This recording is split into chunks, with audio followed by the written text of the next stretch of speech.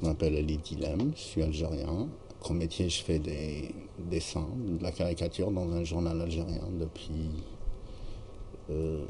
16 ans maintenant, mais le métier, je l'ai commencé en 89.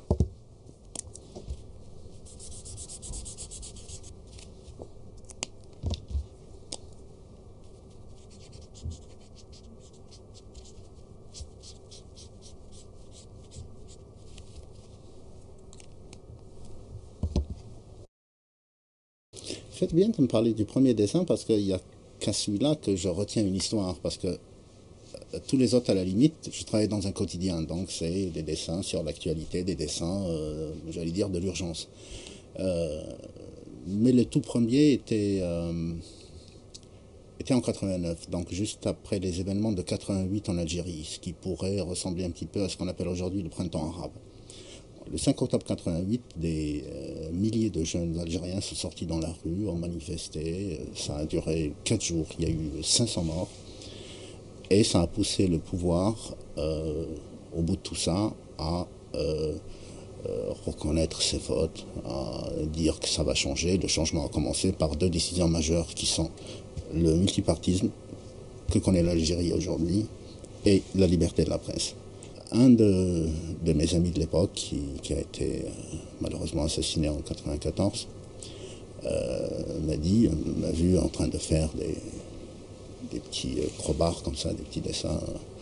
Il me dit, tiens, pourquoi tu t'essaierais pas à la caricature politique? En fait, c'était la veille de l'apparition du premier numéro de ce journal. Le journal s'appelait parce qu'il a été interdit depuis, Alger républicain. Il se trouve que la veille, il y avait une émission de télévision qui était une première en Algérie, c'est-à-dire où le président répondait directement aux questions des journalistes, apparemment, soi-disant pas préparés. Et vers la fin, les journalistes se sont amusés à lui poser une question un petit peu sur sa vie, qui était mais vraiment une première, il faut vous situer dans l'Algérie de l'époque. Et c'était, Monsieur le Président, quels sont vos hobbies, ce qui est un sport que vous pratiquez? Il dit, en fait, oui, je fais du tennis. Et le premier dessin de l'époque, c'était Chadli. Chadli, pour ceux qui s'en rappellent, pas beaucoup, j'imagine, aujourd'hui. C'était un gars tout blanc, en fait, parce il avait les cheveux blancs. C'était un ancien de l'armée algérienne, vous me direz comme tous les présidents à part ce dernier. Et le dessin, c'était Chadli qui... je le faisais comme ça à l'époque. Ses cheveux, son nez, sa bouche. Et il tenait une raquette de tennis. Le titre, c'était Chadli joue au tennis. C'est lui qui dit parce que j'adore le raquette. Et le type le voit, franchement, je l'ai fait sans grande illusion. Ce qu'il faut dire de l'époque, c'est que le président algérien n'a jamais été dessiné, n'a jamais été caricaturé. Et puis il me dit, on le passe demain. Et le lendemain, on a eu la publication de la première caricature d'un président algérien en exercice. Ça a commencé comme ça. Là, je vous parle d'un dessin qui m'a valu les pires condamnations, beaucoup de menaces. Et une première en Algérie, c'est que lors du jour donné aux imams, parce que les mosquées en Algérie sont sous contrôle de l'État, c'est-à-dire que c'est le ministre des Affaires religieuses qui fixe le discours du fameux prêche du vendredi, enfin sur les quelques 25 000 mosquées algériennes.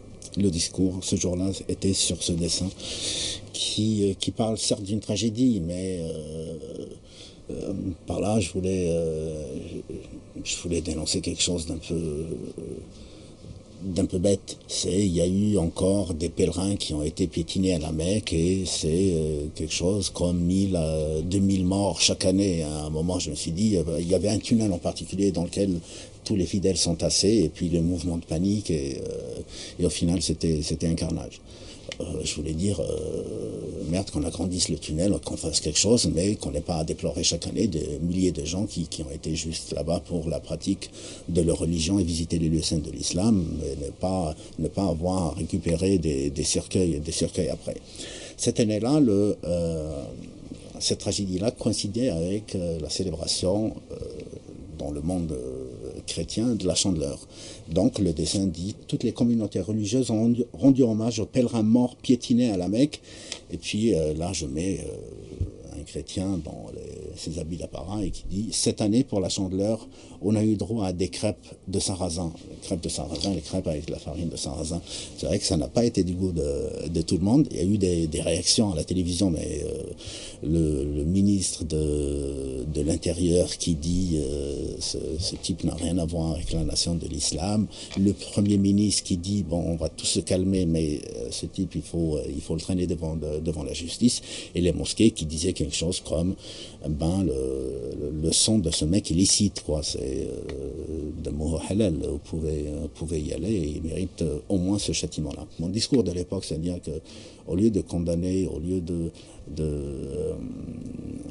critiquer, au lieu de vous attaquer à un dessinateur, essayez quand même de régler ce problème-là, essayez ayez le même courage en parlant à des gamins qui vont récupérer le cadavre de leur père à l'aéroport, parce que ce papa est allé faire son devoir de musulman.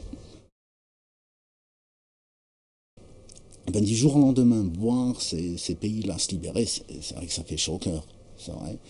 Mais avec ce scepticisme de l'Algérien qui est revenu de tout, hein, parce que nous aussi, jusqu'en 92, on se croyait les maîtres du monde, on se croyait les rois. Hein. Mais ben, quelques années après, c'était 200 000 morts. Et franchement, au fond de moi, je ne souhaitais pas ce qui est en train d'arriver et ce qui va probablement leur arriver. C'est clair que la situation ne peut pas rester en l'état.